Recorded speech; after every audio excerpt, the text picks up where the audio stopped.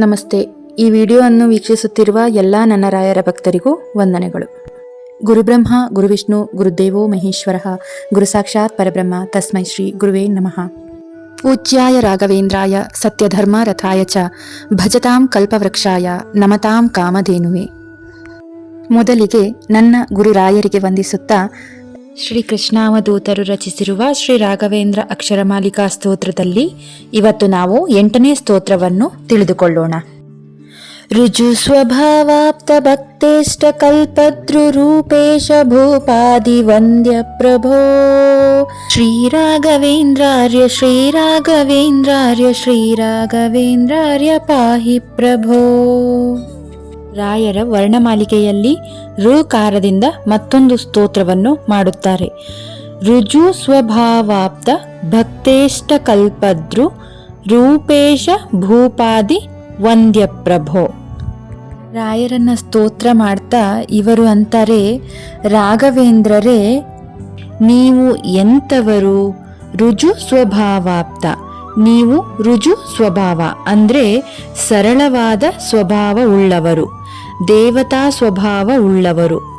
ಎಂಥವರು ನೀವು ಅಂದರೆ ಕಲ್ಪದ್ರು. ಯಾರಿಗೆ? ಭಕ್ತರಿಗೆ ನೀವು ಕಲ್ಪದ್ರು, ಕಲ್ಪವೃಕ್ಷ. ಅವರು ಏನು ಬೇಡುತ್ತಾರೆ, ಅವರಿಗೆ ಯಾವುದು ಹಿತವೋ ಅದನ್ನು ನೀವು ನೋಡಿಕೊಡುತ್ತೀರಿ. ರೂಪೇಶ ಭೂಪಾದಿ ವಂದ್ಯ ಪ್ರಭೋ.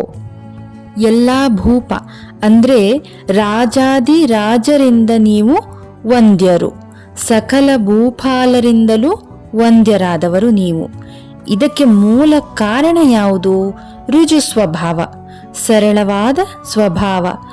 ರಾಜರು ಬಂದು ಅವರು ಧನ್ಯತೆ ಪಡೆದರೇ ವಿನಃ ರಾಜರು ಬಂದದ್ದರಿಂದ ರಾಯರು ದೊಡ್ಡವರಾದದ್ದಲ್ಲ. ರಾಯರು ದೊಡ್ಡವರಾದ್ದರಿಂದ ರಾಜರು ಬಂದರು. ರಾಯರು ದೊಡ್ಡವರಾದದ್ದು ಹೇಗೆ? ಸರಳ ಸ್ವಭಾವ. ಏನದು ಸರಳತೆ? ನಾನು ಮಾಡಿದ್ದಲ್ಲ, ಎಲ್ಲವೂ ಶ್ರೀಹರಿಯ ಕೃಪೆಯಿಂದ ಆದದ್ದು. ಇದೇ ನಿಜವಾದ ಸರಳತೆ. ನಂದೇನಿದೆ ಸ್ವಾಮಿ, ಇದೆಲ್ಲವೂ ನಿಂದೆ ಅನ್ನುವ ಪ್ರಾಮಾಣಿಕ ಅನುಸಂಧಾನ ಇದೆ. ಏನೇ ಮಾಡುವುದಾದರೂ ನನ್ನಲ್ಲಿ ನಿಂತ ವಾಯುದೇವರು, ವಾಯುದೇವರ ಅಂತರ್ಯಾಮಿಯಾದ ಶ್ರೀಹರಿ ಮಾಡಿಸ್ತಾನೆ ಅನ್ನುವ ಅನುಸಂಧಾನ ಇದ್ದರೆ ಎಲ್ಲರೂ ನಿನಗೆ ದಾಸರಾಗುತ್ತಾರೆ. ಯಾವಾಗಲೂ ನಾನೇ ನಾನೇ ಅಂತ ಅಂದುಕೊಂಡ್ರೆ ದೇವರು ಹೇಳ್ತಾರೆ, ನೀನೇ ಮಾಡ್ಕೋ ಹೋಗು ಅಂತ ಕೈ ಬಿಟ್ಬಿಡ್ತಾರೆ. ಇದನ್ನು ನಾವು ರಾಯರ ಜೀವನದಲ್ಲಿ ನೋಡಿ ಕಲಿಬೇಕು.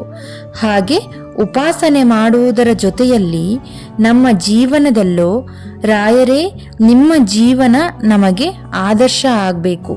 ನಾನು ಅನ್ನೋದನ್ನ ನನ್ನಿಂದ ತೊಲಗಿಸಿರಿ. ನಾನಲ್ಲ, ನೀನು, ಶ್ರೀಹರಿ ಭಗವಂತ, ವಾಯುದೇವರು, ತತ್ವಾದಿಮಾನಿಗಳು, ಗುರುಗಳು ಮಾಡಿಸಿದ್ದು ಅನ್ನುವ ಭಾವನೆಯನ್ನು ಕೊಡಿ ಅಂತ ಹೇಳಿ ತುಂಬ ಸುಂದರವಾಗಿ ಕೊಂಡಾಡುತ್ತಾರೆ. ಅಂತಹ ರಾಘವೇಂದ್ರರು ನಮಗೂ ಅವರ ಆ ಒಂದು ಸರಳತೆಯ ಸ್ವಲ್ಪ ಕರುಣೆಯ ರಸವನ್ನು ಹರಿಸಿ ಸರಳವಾಗಿ ಇರುವಂತಹ ಅನುಗ್ರಹ ಮಾಡಲಿ ಅಂತ ಪ್ರಾರ್ಥನೆಯನ್ನು ಮಾಡೋಣ. ಶ್ರೀಕೃಷ್ಣಾರ್ಪಣಮಸ್ತು. ಖಂಡಿತ ರಾಯರಿದ್ದಾರೆ. 9ನೇ ಸ್ತೋತ್ರದೊಂದಿಗೆ ಮುಂದಿನ ವಾರ ಸಿಗುತ್ತೇನೆ. ಈ ವಿಡಿಯೋವನ್ನು ವೀಕ್ಷಿಸುತ್ತಿರುವ ನನ್ನೆಲ್ಲ ವೀಕ್ಷಕರಿಗೂ ನಮಸ್ಕಾರ. ಎಲ್ಲರಿಗೂ ಒಳ್ಳೆಯದಾಗಲಿ, ಒಳ್ಳೆಯದೇ ಆಗುತ್ತೆ.